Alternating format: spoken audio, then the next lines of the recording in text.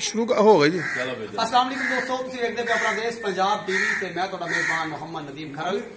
सब तो पहले अपने चैनल को करो सब्सक्राइब ते बेल आइकन का बटन दबाओ कि मेरी हर आने वाली नवी वीडियो तुहाडे तक पहुंच सके। दोस्तों तुहाडी बड़ी मोहब्बत ते तुहाडी बड़ी चाहत पहले इत्थे बैठ जाओ, इत्थे हम तो पूरी फैमिली आ रही है। तुहाडी बड़ी मोहब्बत तुहाडी बड़ी चाहत मेरे एक बड़े प्यारे चाचा जी तुहाडे सामने खड़े ने, ये तुहानू सारा कुछ अपने बकौल दसणगे। भाई खलील के कोल एक मझ इन्होंने खरीदी सी, अज एक हफ्ता पहले बहना करके तो सून तैयार सी। वो 2 दिन पहले सू पई, मतलब जुमे वाले दिन हम अपनी मझ लैन आए हैं। ये सौदा इन्होंने किस तरीके होया, कैमरामैन थोड़ा जिहा अगे आ जाओ। खलील भाई के वालद साहब बैठे ने, उन्होंने डबलू भरा है।